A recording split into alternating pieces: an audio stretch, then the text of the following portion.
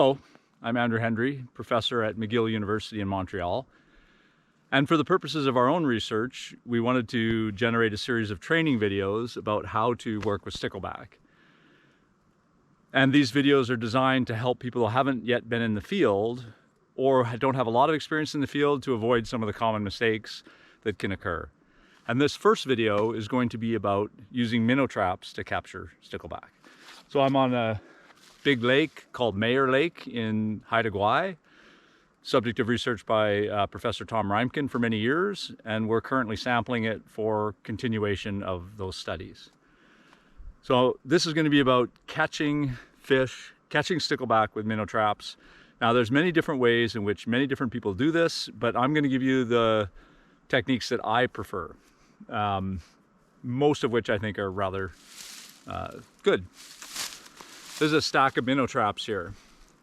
Now they're in halves, so you here have 8 different rings which correspond to 8 halves of the minnow traps. So now I'm taking off 2, so that's 1 minnow trap in 2 halves, like that.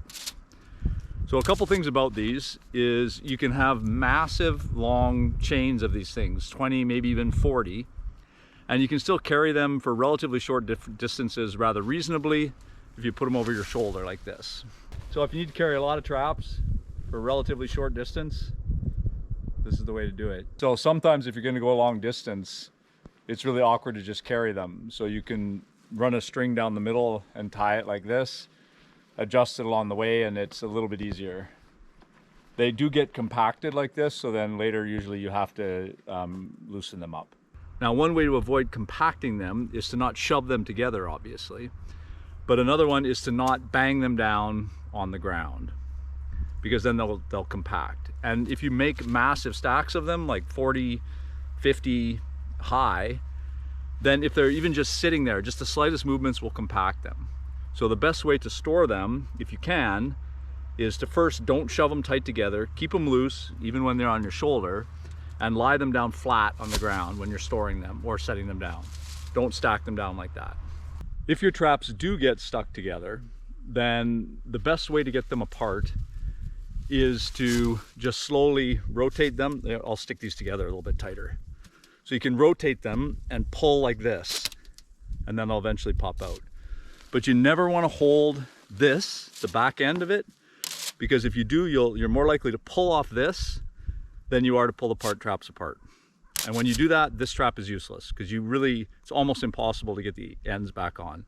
So you never pull by the end here. Instead, you hold it like this, gently, and work it out like that. Now, sometimes it's so badly stuck that you simply can't pull it apart by doing this, by rotating and slowly pulling it apart. So if it's really stuck, what you do is you take, and it can be a long pile of them, and you tap them like this and rotate around. Don't tap so hard that you're going to break or dent this, but take a piece of wood and tap, and it will eventually pop out. So that's the best way to deal with ones that are really, really, really stuck together. The way these connect together is that you have your 2 parts and you pull them apart, and then you first connect the 2 bits that are pairs, and they're sort of matching pairs. Almost always they're in the same orientation, but occasionally you have what you might consider left-handed or right-handed traps, and then you have to keep them aside so that they will fit together properly. So you insert the one prong into the gap, and you do the opposite with the other side. And then you make sure you connect them together, make sure one is not loose, because if they come apart in the water, that's really difficult. Connect them together, and then you need to close it at this single fixture here. Now the way you do that is with, well, you could tie it if you really want, but that's not very efficient. Instead, you use these clips here. Now with these clips, you simply squeeze them, and they open up this little U-shaped hook. And that U-shaped hook then goes on through those 2, and then you can relax it. Make sure that is also fully fixed, because if it's not, then it will come apart in the water. Another key thing here is that I've seen some people, when they take it apart, they actually move it all the way take it apart like that. But you don't need to do that to clip it on. You just leave it like this, squeeze it, and then it opens up enough that you can put it through the gap there. Now, we always tie them with a rope, and then this rope is what you attach to shore or to a float. The attachment for this clip here, we always use a bowline. So you can look up a bowline knot. You really want to learn it because it's a very useful knot anyway, and I'll show you quickly how to tie it here. So you can probably find better instructions online, but the gist of it is to, for me anyway, I don't know if I can rotate around. I'll just do it like sideways here like this. Is you first, I go top to bottom. So you have it coming through like that. Then you create a loop here that goes onto the top. Then you go down through the loop, around and over top of the trailing line and back up through the loop. Then you hold the clip and the string and pull the other one tight. And it looks like that on the one side and that on the other side. Okay, so that's really good because that'll never come undone. Now, for string, you want to use something that doesn't kink that much and something that's not too big. This is perhaps a bit too big. It's clothesline, but it works. And when we made this, we have maybe 5-meter sections. We burned the ends so it doesn't fray. Okay, so you've got your clip attached with your bowline to your line. You've connected your two pieces at the bottom, and now you're connecting them at the top. And you are ready to go. So before you deploy it, make sure that everything is attached well. Now, a couple things about deploying these. You have it set up like I just described, and then essentially you can either place it in the water or you can toss it gently out like this. So you go to your site where you're going to sample and you choose your appropriate location. You don't want to throw it over a log because then it can be really hard to get back, and you want to be careful about throwing it into a dense lily pads because then it can also be difficult to get back. So you want to put it in water that at least covers the entrances, but ideally covers the whole thing. And so I'll just put this one out here. Make sure you, as you throw it, make sure you hold on to the other end. Always hold on to the end of the string when you throw the trap out in the water. We're learning that lesson right now. We're teaching that lesson right now. Okay, sorry, let me rephrase. Hold on tight to the string when you throw it out. Have 2 coffees. Have 2 coffees. That's actually the more important lesson. We're okay. That was easy retrieval. Yeah.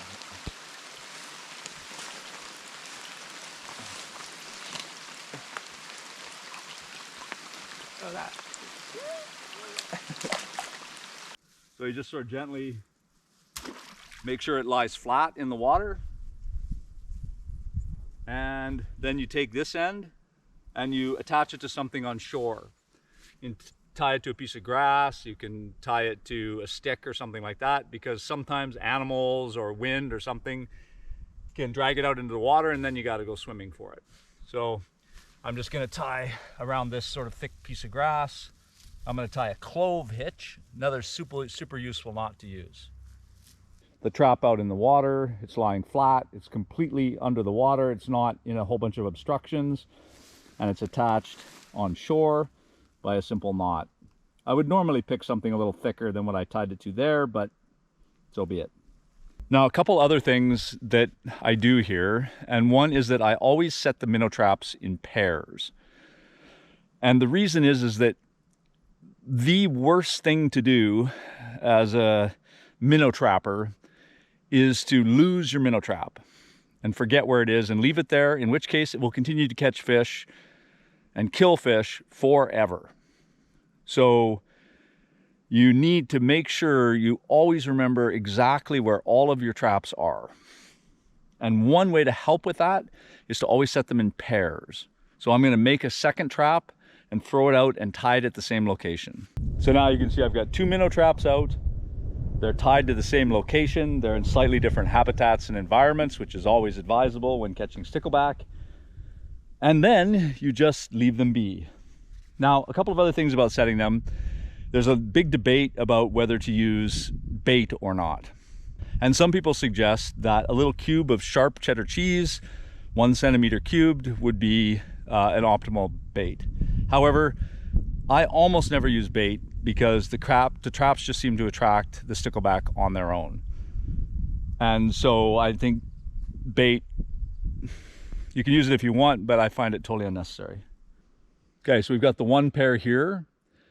Now, depending on how easy it is to catch fish at a given location, you want to then have additional pairs spaced out along the shoreline, like that. So depending on the amount of space you have and how easy it is to access it, you can space your traps, your pairs of traps, by 5 to 10 meters or so. Again, it depends on how much density you have. When going to a place I don't know anything about the stickleback, I tend to set at least 20 traps, so 10 pairs of traps, because sometimes it can be quite hard to catch stickleback, and you just don't know until you try for the first time. But then subsequently you can tailor the number of traps you set to how successful your capture rates are. When I set minnow traps, I always record the time in and then the time out. And then when you remove the minnow trap, you record everything you catch in it. The number of stickleback, if you keep those stickleback, or if you release the stickleback. And if there's other animals like sculpins we're catching here or other things, you also record that in the data book, along with, of course, the date you set them and the date you pick them up. How long do you leave them in? Again, it depends on how long you have, how long you've walked to get there, whether or not you can come back the following day, and the number of traps you've set and the capture rate. If you have easy access to a site, usually setting them overnight is the optimal thing to do. But you can also set them for shorter periods of time, like just a couple of hours if you have a site with high capture rates. Okay, so Lucas Eckert and Sarah Sanderson are going to check these 2 traps here, which, as we said, are set in a pair. Now these, the water was so shallow that we actually tied them to a stick that was sinking in the water out there, but they're still in a pair. So pull them in slowly, because if you want to keep your fish alive, which you may want to do, pulling them in fast is bad. Usually pick up the trap, have a quick look to see if there's anything in it. And in this case, a big 1. So bring it back to shore, where you have a bucket set up. This is a collapsible bucket. Open up 1/2 of the trap like that, leaving the other half in the water until you're ready. And then you just tip the fish into the bucket.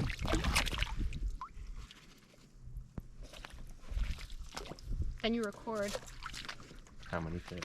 Oh yes. And as you do so, you record how many fish are in your data book, time in, time out, any other species that are present. Can I see the data book for a sec, Lucas?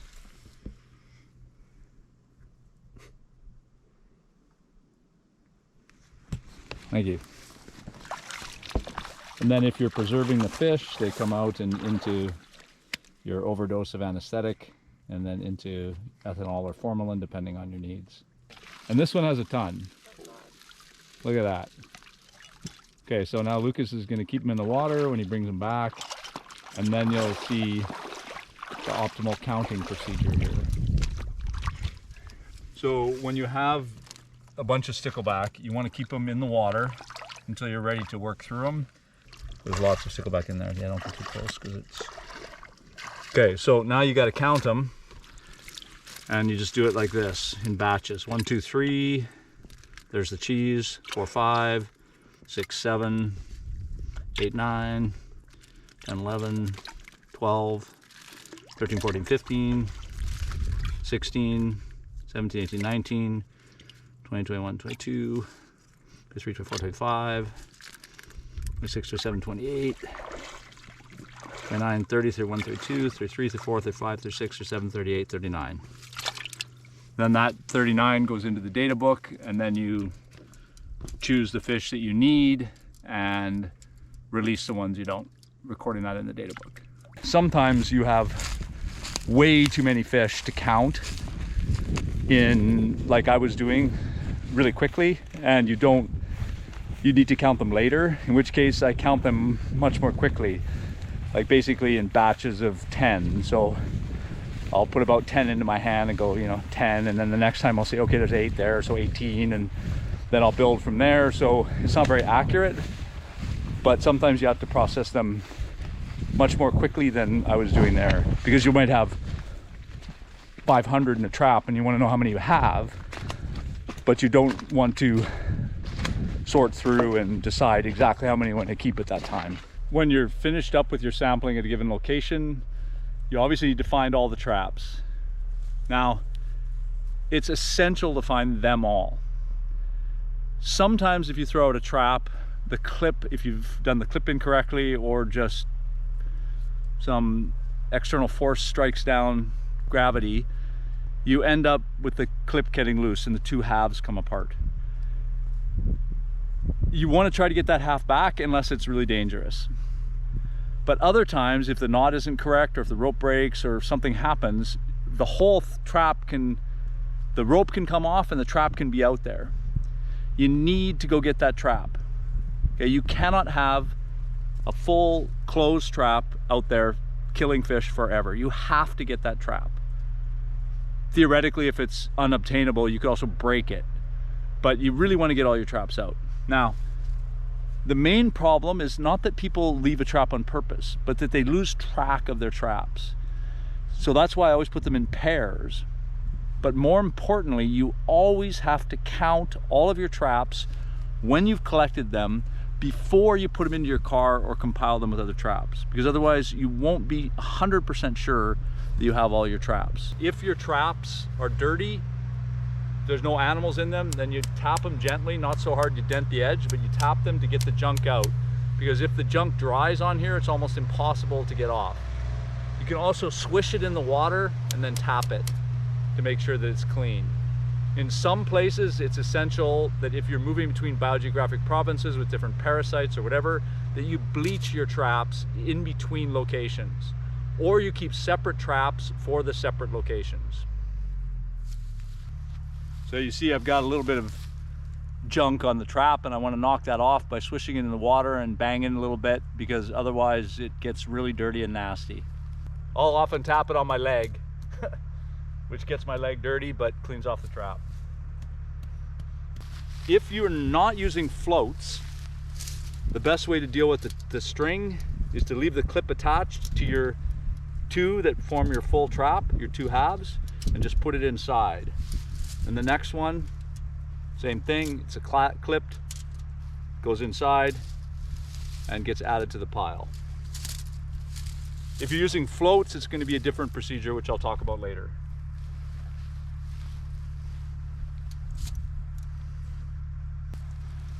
Okay, so there you go, more or less.